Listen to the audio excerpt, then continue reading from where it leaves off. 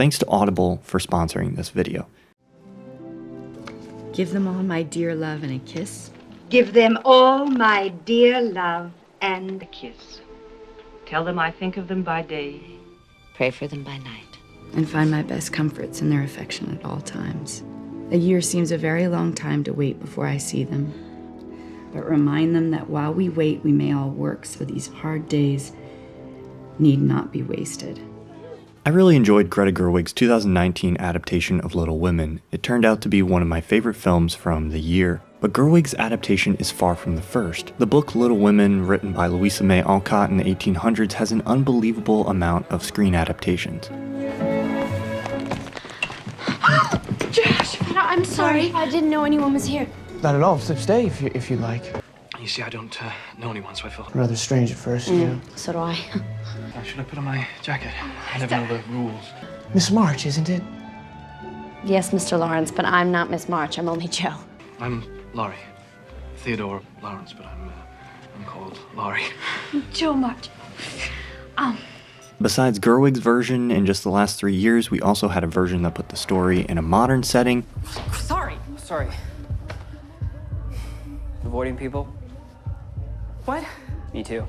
I'm only here because my grandpa thinks that I need to make friends. I guess when your grandpa thinks that you're a loner, you probably are. So you're the infamous Lawrence grandson. Infamous? And in 2017, there was a Masterpiece Theater adaptation starring Maya Hawke as Jo.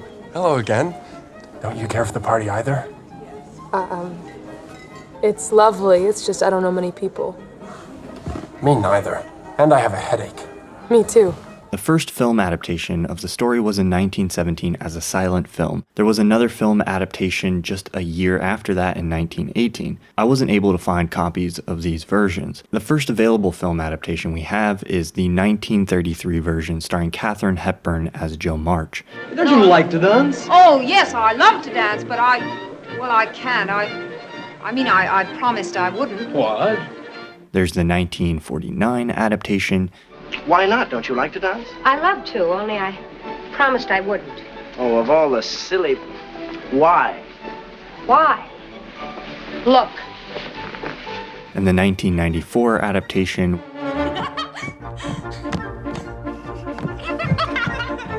which is the adaptation I saw as a kid, and which is pretty good and features a great cast. There are several other TV adaptations and even multiple anime adaptations. Laurie Lawrence. What an odd name. However, did you get stuck with that one? Well, my real name's Theodore, actually.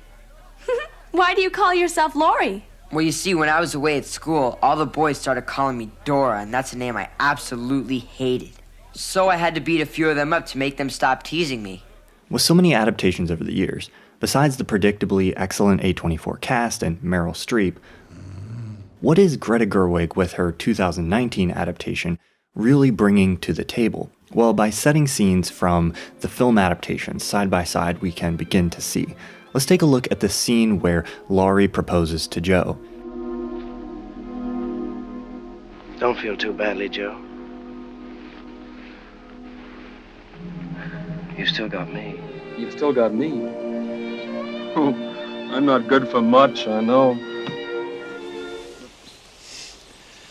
When I imagine myself in that life,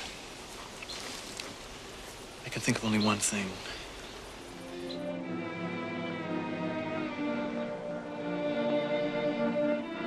Jo. Oh, no, I don't think. I will. And you must hear me. Oh, it's no use, Jo. Jo, will you listen to what I want to tell you? No, Laurie. Don't say it. I will, and you must hear me. No. Teddy, don't. Oh, Laurie. Laurie, I'm so sorry. Really, truly, dear. In the three other film adaptations, it remains fairly similar. Gerwig's take on the scene doesn't change the story beat, but it brings something new to the table emotionally and visually. You don't have to stay here, Jo. Why should we run off and join a pirate ship?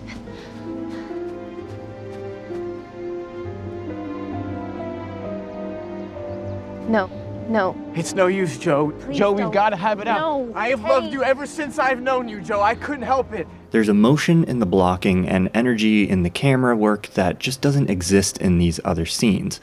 The scene is alive in a way that I really like. She's using blocking effectively to help bring the struggle between these characters to life on screen. Listen, you'll find some lovely, accomplished girl who will love you and adore you, and she's gonna make a fine mistress for your fine house, but I wouldn't, all Yes, right? you would, Joe. Look at me, I'm homely and I'm awkward and I I'm love you, odd, Joe. and you'd be ashamed of me. I love you, Joe. And we would quarrel, because we can't help it even now. We'd only quarrel. I wouldn't.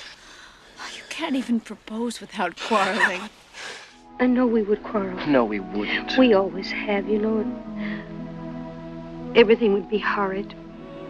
And we should quarrel. No, we shouldn't. Oh, yes, we always have, you know. It's a technique that Gerwig's partner Noah Baumbach is also great at, and I've talked about at depth in a video I did for Netflix. But visual energy and motion aren't the only thing Gerwig is bringing to the table. We can also see how she's using editing and cinematography to position the scene in a different emotional space than the previous adaptations. While these three films play this moment fairly close and intimate between Laurie and Joe, Someday you'll change, you'll meet some good-for-nothing, no-account fool, and you'll fall in love with him and work and live and die for him. Yes, you will. You'll meet some good-for-nothing, no-account idiot, and you'll fall in love with him and work and live and die for him. I know you will. You'll meet some man, a good man, and you will love him tremendously. Gerwig plays it wider. Gerwig's version is not tragic in a romantic way. I love my liberty too well to be in any hurry to give it up. I think you're wrong about that, Joe. No. I think you will marry Joe. I think you'll find someone and love them, and you will live and die for them because that's your way, and you will. And I'll watch. Its tragedy is more of a frustrating inevitability. We can see again the visual energy that Gerwig is adding in the scene where Laurie and Joe secretly dance at the ball.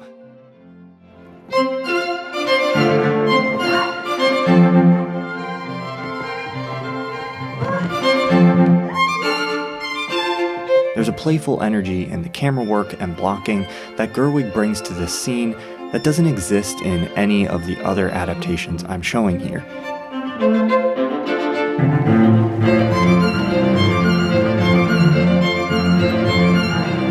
It's not that simply adding motion is automatically better, but I think the energy Gerwig adds really seems to fit the energy of the protagonist Joe March and the story as a whole. And it's one of the reasons why I think this new adaptation feels justified. One of the fascinating things that these comparisons reveal is how much there is to an adaptation besides dialogue. Two scenes like this can have entirely different dialogue while still hitting many of the same subtextual beats, like the way Joe eats, the way she sits and handles herself. Is it true that you lived in Italy among artists and vagrants? Well, my mother was Italian, a pianist. Where's he? Volunteered for the Union Army. Actually, I'm going to Europe. Well, at least I hope I am. And I wanted to go fight with him. I can't get over my disappointment in being a girl. You do. If I were going to be a writer, I'd go to New York and pursue the stage. Are you shocked? Very. The same information about her character can be expressed using different lines of dialogue. I think perhaps the most interesting part of Gerwig's adaptation is its relationship to the other adaptations contextually. I think this adaptation is a version for people who already know the story, who have seen other adaptations or have read the book.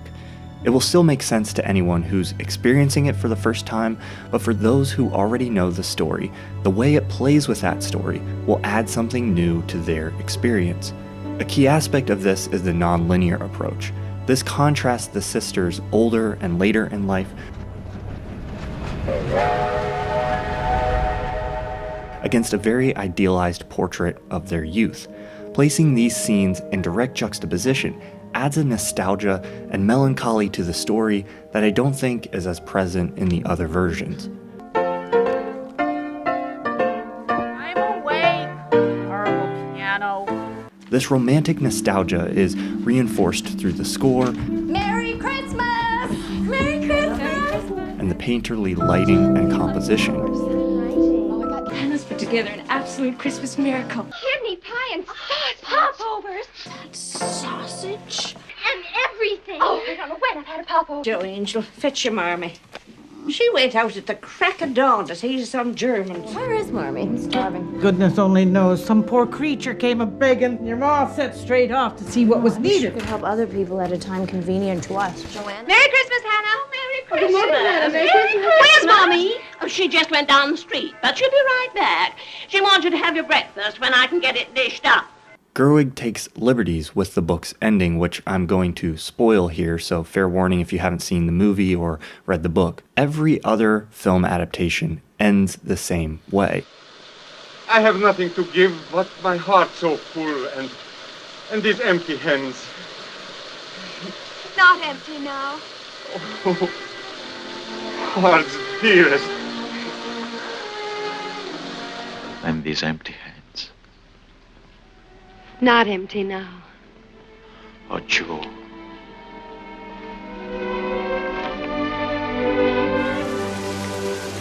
But I have nothing to give you. My hands are empty. Not empty now. My hands are empty. They're not empty.